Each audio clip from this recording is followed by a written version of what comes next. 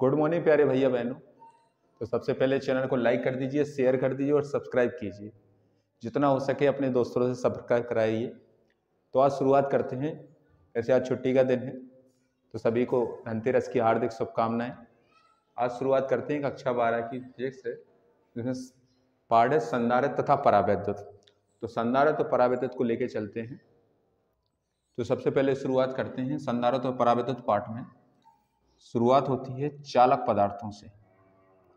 चालक पदार्थ, तो चालक पदार्थ होते हैं कि वे पदार्थ जिनमें जो विद्युत आवेश है आसानी से प्रवाहित हो जाए, उन्हें कहने लगते हैं अपन चालक पदार्थ। जैसे लोहा है, उसमें अगर आवेश प्रवाहित करेंगे तो क्या हो जाएगा, आसानी से बह जाएगा, तो उसे कहेंगे चालक पदार्थ। चालक पदार्थ कौन कौन हो जाते हैं? लोहा, सोना, चांदी, तांबा, ये सब क्या है? चालक पदार्थ। तो वे पदार्थ जिनमें विद्युत आवेश आसानी से प्रवाहित हो जाए, उन्हें कहते हैं अपन चालक पदार्थ। अब आगे है अचालक पदार्थ। अचालक पदार्थ, अचालक पदार्थ का दूसरा नाम होता है वैद्युत रोधी पदार्थ। तो वैद्युत रोधी पदार्थ या अचालक पदार्थ होते हैं वे पदार्थ जिनमें विद्युत आवेश आसानी से प्रवाहित नहीं होता, उन्हें कहते हैं अचालक या विद्युत रोधी पदार्थ। वे पदार्थ जिनमें विद्युत आवेश आसानी से प्रवाहित हो जाए, उन्हें कहेंगे चालक पदार्थ। और वे पदार्थ जिनमें विद्युत आवेश आसानी से प्रवाहित नहीं होता, उन्हें कहते हैं अचालक पदार्थ या विद्युत रोधी पदार्थ। विद्युत रोधी पदार्थ में क्या हो जाएंगे? जैसे हो जाएगी लकड़ी, प्लास्टिक, रबड़, मोम, ये सब क्या हैं? अचालक पदार्थ। तो वे पदार्थ जिनमें विद्युत आवेश आसानी से प्रवाहित नहीं होता, उन्हें कहते हैं अपन अचालक पदार्थ। और जिनमें आसानी से प्रवाहित हो जाए, उन्हें कहते हैं चालक पदार्थ। इसके बाद आगे आ जाता है बद्ध आवेश। बद्ध आवेश क्या है?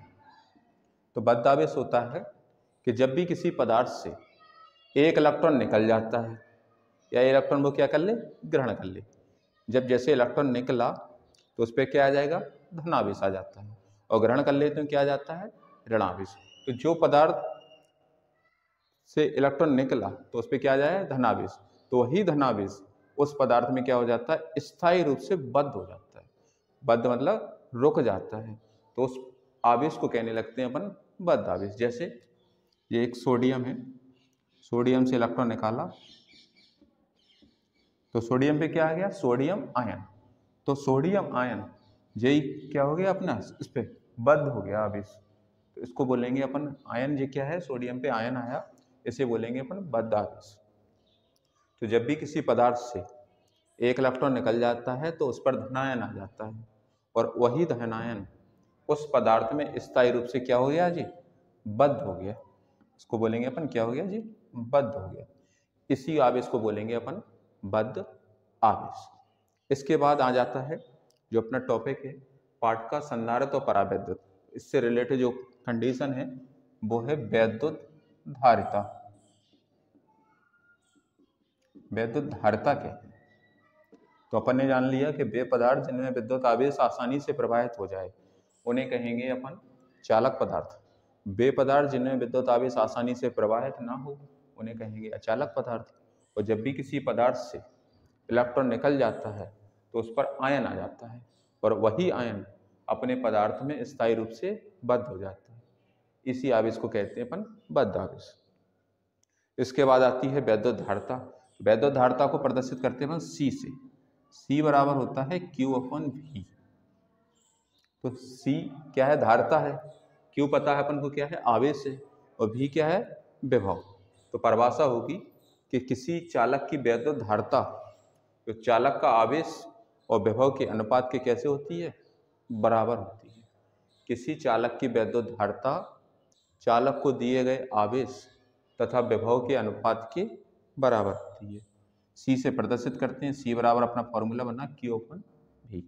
यहाँ से इसका मात्रक बना लेंगे। मात्रक होता है आवेश का क्या होता है कूलाम, और विभव का क्या होता है वोल्ट, और इसको शॉर्ट में बोलते हैं अपन फैरड। क्या बोलेंगे फैरड। किसी चालक की वैद्युतधारिता चालक को दिए गए आवेश और विभव के अनुपात के बराबर होती है। मात्रा क्या होता है कूलाम प्रति वोल्ट या फैरड।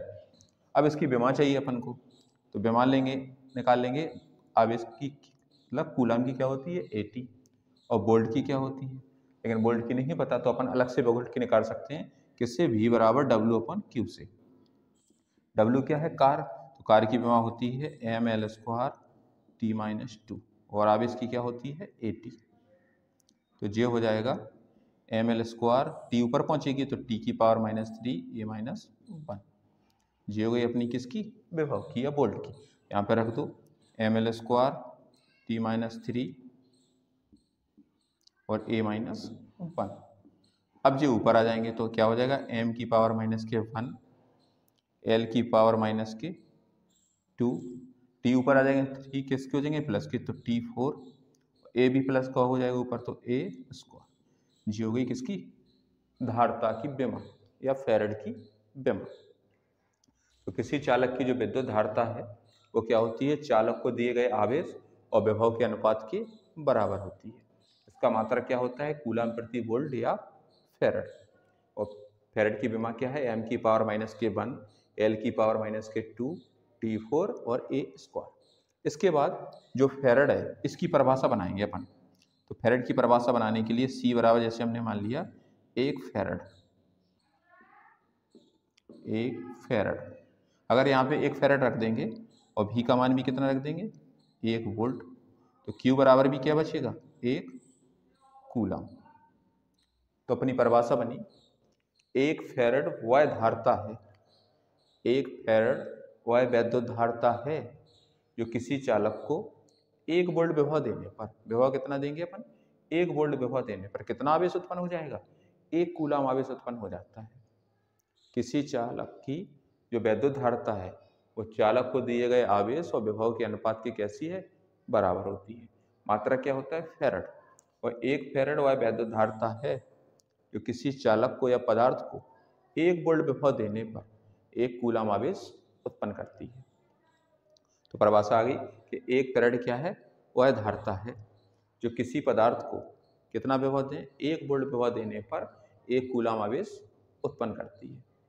इसके बाद इस फैरड के बाद अपन आगे पढ़ते हैं, कंडीशन आती है विलगित गोलीय चालक की धारिता।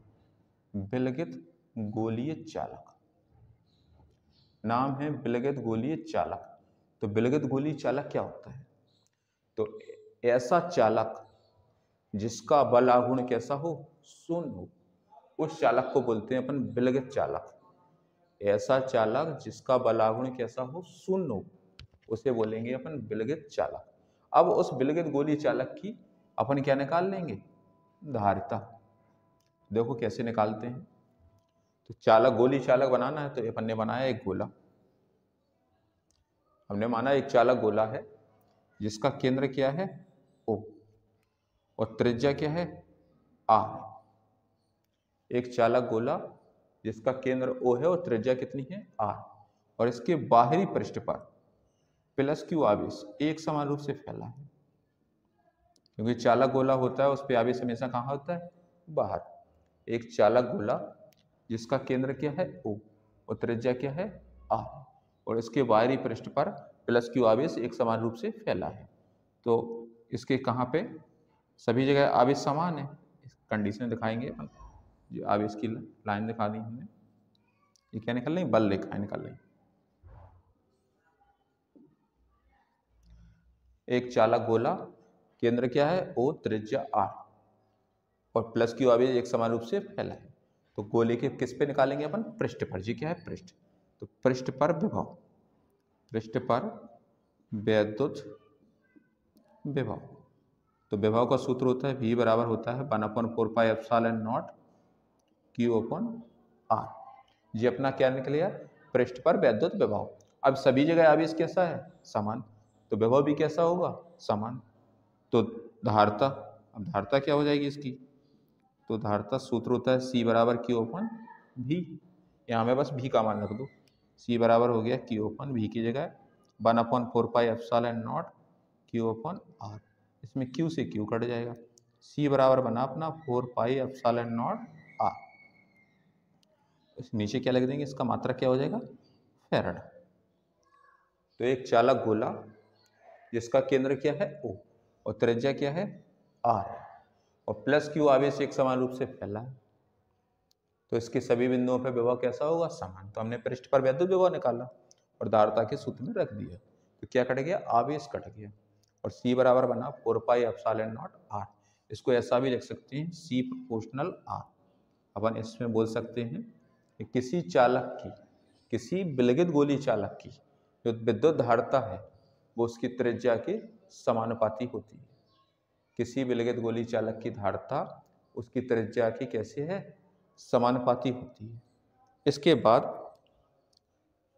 इसमें एक कंडीशन बन जाती है, जैसे अपन को पता है 1/4πε0 का मान होता है 9 × 10⁹। तो हमेशा इसमें 4πε0 की जगह अपन मान क्या रखेंगे, 1/9 × 10⁹। और क्या है, अपनी त्रिज्या है। अब यहाँ पे एक क्वेश्चन बनता है, बहुविकल्पी आता है। पहले एक छोटे से क्वेश्चन बन जाते हैं कि त्रिज्या का मान दे देते हैं कि एक चालक की त्रिज्या 9 मीटर है, तो उसकी धारता ज्ञात करो, तो R की जगह मान रख देंगे तो अपना मान निकल के आएगा। इसके एक क्वेश्चन बनता है, वो क्वेश्चन क्या है कि क्या आप एक फैराड धारता को के गोले को, एक चालक को अलमारी में रख सकते हैं? एक फैराड धारता के गोले को अलमारी में रख सकते हैं, मतलब C का मान कितना दिया है, एक फैराड। क्या इसको अलमारी में रख सकते हैं? तो अपन देखो ज्ञात कर लेंगे रख सकते हैं या नहीं। तो C बराबर अपन को पता है 4πε0 क्या होता है R। C का मान दिया है 1, 4πε0 की जगह रख सकते हैं 9 × 10⁹ R। क्रॉस गुणा कर देंगे तो आ जाएगा 9 × 10⁹ बराबर R। किस में आ गया जी, मीटर। जब त्रिज्या या दूरी 9 × 10⁹ मीटर है, बहुत बड़ा आकार हो गया ये तो क्या इसको रख सकते हैं? तो अपन लिख देंगे कि नहीं, इसे अलमारी में रखना संभव नहीं है, क्योंकि इसका आकार कैसा हो गया, बहुत बड़ा हो गया। तो किसी चालक की धारता क्या होती है, चालक को दिए गए आवेश और विभव के अनुपात की कैसे होती है, बराबर होती है। मात्रा क्या होता है, कूलम प्रति वोल्ट या फैराड। विभव होती है m⁻⁻1 l⁻⁻2 T4 A²। फिर फैराड की परिभाषा बनाई अपन ने, एक फैराड अविद्युत धारता है जो किसी चालक को 1 वोल्ट विभव देने पर कितना आवेश उत्पन्न करती है, 1 कूलम आवेश उत्पन्न करती है। इसके बाद अपन ने एक गोली चालक माना जिसका केंद्र क्या है O, त्रिज्या क्या है R और प्लस Q आवेश एक समान रूप से फैला हुआ है, तो सभी बिंदुओं पर विभव कैसा होगा, समान। तो अपन ने विभव निकाला और धारता के सूत्र में रख दिया, Q कट गया, क्या निकली कि विलगित गोली चालक की धारता है वो त्रिज्या की कैसे होती है, समानुपाती होती है। इसके बाद आगे शुरुआत करते हैं, जो वैद्युत धारता है उसमें आगे आ जाते हैं। जो परावैद्युत नाम लिखा है वो परावैद्युत क्या होता है? तो परावैद्युत पदार्थ इस समझ लो आप अचालक पदार्थ ही होते हैं, बस उनकी थोड़ी सी परिभाषा चेंज हो जाती है। वो परिभाषा क्या है अपन को जानना है। परावैद्युत पदार्थ, परावैद्युत पदार्थ, परावैद्युत पदार्थ होते हैं कि वे पदार्थ जिनके अणुओं के इलेक्ट्रॉन, मतलब छोटे छोटे कण, उसके नाभिक के साथ मतलब केंद्र के साथ दृढ़तापूर्वक जुड़े हो, तो उन पदार्थों को कहते हैं परावैद्युत पदार्थ। वे पदार्थ जिनके अणुओं के इलेक्ट्रॉन मतलब छोटे छोटे कण हैं, किससे जुड़े, केंद्र से जुड़े हो, तो एक आकृति बन गई। जैसे क्या बन गया जी, कांच हो, रबड़ हो, मोम हो, अभ्रक हो, ये सब क्या हैं, परावैद्युत पदार्थ हैं। वे पदार्थ जिनके अणुओं के इलेक्ट्रॉन नाभिक के साथ दृढ़तापूर्वक बंधे हो, उन पदार्थों को कहते हैं अपन परावैद्युत पदार्थ। जैसे क्या हो गया जी, कांच हो गया, रबड़ हो गया, मोम हो गया, और ये क्या हो गया अभ्रक। छोटे छोटे कण किससे जुड़े हों, केंद्र से, तो उन पदार्थों को बोलेंगे अपन परावैद्युत पदार्थ। इसके बाद आ जाता है परावैद्युत का ध्रुवण। परावैद्युत का ध्रुवण, ये क्या होता है परावैद्युत का ध्रुवण? हमने लिया एक परावैद्युत पदार्थ लिया, ये परावैद्युत पदार्थ है। अब इस पदार्थ को अपन धनावेश की ओर ले जाएं या ऋणावेश की ओर ले जाएं, कहीं भी जितना भी विस्थापन करें, लेकिन कब विस्थापन करें, जब विद्युत क्षेत्र की का हो अनुपस्थिति हो। विद्युत क्षेत्र की अनुपस्थिति में किसी भी परावैद्युत पदार्थ को, परावैद्युत पदार्थ, किसी भी परावैद्युत पदार्थ को धनावेश की ओर या ऋणावेश की ओर आपेक्षिक विस्थापन करते हैं उनका, तो उन्हें कहते हैं अपन परावैद्युत का ध्रुवण। मतलब उस विस्थापन को ही बोलते हैं ध्रुवण। और अगर छोटे छोटे कण केंद्र से जुड़े होते हैं तो उन पदार्थों को कहते हैं अपन परावैद्युत पदार्थ। अगर उस पदार्थ को विद्युत क्षेत्र की अनुपस्थिति में धनावेश की ओर ले जाएं या ऋणावेश की ओर, जितना विस्थापन हो वो सब क्या कहलाएगा अपना परावैद्युत का ध्रुवण। इसके बाद आ जाता है परावैद्युत सामर्थ्य। सामर्थ्य आप जानते हैं, सामर्थ्य क्या होती है, शक्ति, मतलब कार्य करने की समय दर को शक्ति या सामर्थ्य कहते हैं। लेकिन किसकी है अब ये परावैद्युत सामर्थ्य। परावैद्युत सामर्थ्य क्या होती है, जी फिर लिया हमने एक परावैद्युत पदार्थ लिया,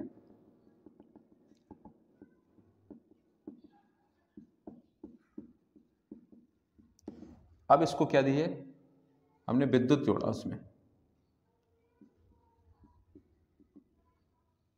विद्युत क्षेत्र में रखा या विद्युत दिया, ये समझ लो। अब जब किसी परावैद्युत पदार्थ को इतना विद्युत दें कि उसे सहन करता रहे, मतलब इतना पावर दे रहे हैं इसको कि उसे सहन करता रहे, उसको टूटे ना, उसका भंजन ना हो, तो उस पदार्थ को कहते हैं परावैद्युत सामर्थ्य। किसी परावैद्युत पदार्थ के लिए वह अधिकतम विद्युत क्षेत्र जिससे पदार्थ बिना विद्युत भंजन के, बिना टूटे उसे सहन करता रहे, तो उसे कहेंगे अपन परावैद्युत सामर्थ्य। जैसे बल्ब पे अपन वोल्टेज दे रहे हैं, उसको इतना दे दें कि वह सहन कर सकते, खराब ना हो सके, भंजन ना हो उसका, तो उस सामर्थ्य को कहेंगे परावैद्युत सामर्थ्य। किसी परावैद्युत पदार्थ के लिए वह अधिकतम विद्युत क्षेत्र जिससे पदार्थ बिना विद्युत भंजन के सहन कर सके, उसे कहेंगे परावैद्युत सामर्थ्य। और परावैद्युत पदार्थ को धनावेश की ओर ले जाएं या ऋणावेश की ओर, जितना विस्थापन कर दें वो क्या है उसकी ध्रुवण। और छोटे छोटे कण अगर केंद्र के साथ जुड़े तो वो क्या है परावैद्युत पदार्थ। अब इतना विभव दे रहे अपन,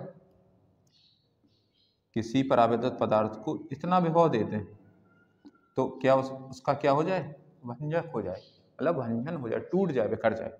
जैसे ही हमने इस परावैद्युत पदार्थ को क्या दिया, विभव दिया, कैसा, बहुत अधिक हाई विभव दिया, तो क्या हो गया जी बिखर गया, टूट गया, छोटे छोटे टुकड़ों में क्या हो गया, टूट जाए, बिखर जाए, तो उस विभवांतर को कहेंगे अपन भंजक विभवांतर।